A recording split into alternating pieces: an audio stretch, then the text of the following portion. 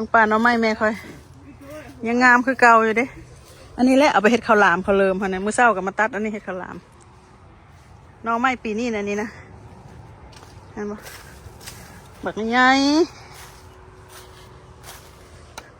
ใหญ่ก้นแขนเขาอีก2-3 เดือนกันหน่อไม้ก็ออกเลยพี่น้องหล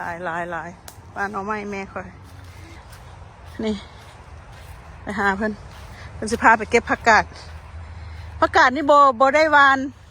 บ่วานเทื่อเดียวแล้วก็แต่ละปีแกนอย่างเพิ่นกับป้าไว้นี่แล้วก็ออกเลยเป็นผักกาดปลาหั่นนะผักกาดเหือหั่นนะแม่ปีนี้ปลูกมะอื้อด้วยนะแม่เนาะเนี่ยแท้นี่นะผักกาดยอดผักกาดนี่โอ้หน่อยจดเด็ดสั้นโพดอันนั้นสั้นพูดว่าโอเคแมน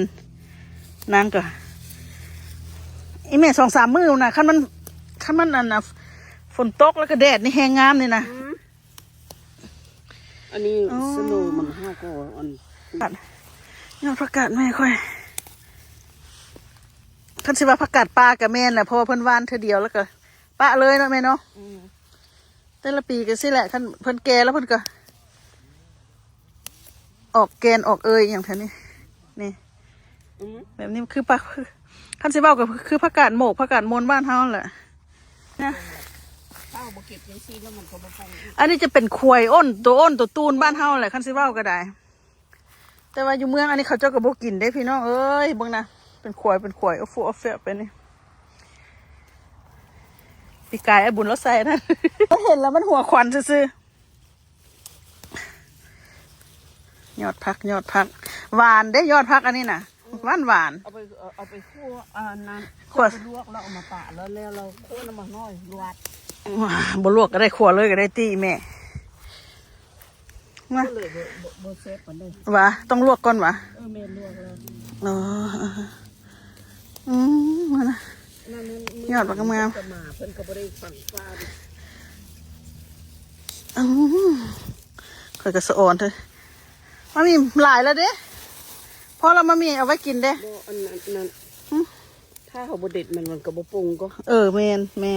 รมชาติแท้ๆเด้อพี่น้องบ่ได้ใส่ปุ๋ยใส่เปรย์บ่ได้ใส่อีหยัง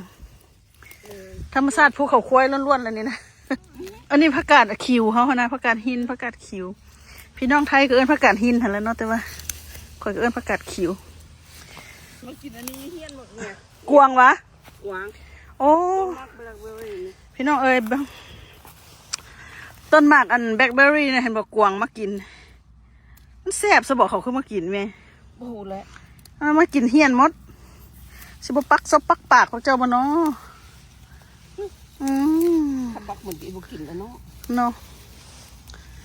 ช่วงนี้เพิ่นจำศีลติเพราะว่าบ่มีหมากไม้ได้เพิ่นก็อยู่ในป่าบ่ค่อยเห็นคันช่วงน่ะที่ว่ามีอันหมากแอปเปิ้ลหมากนั่นบ่ให้ว่า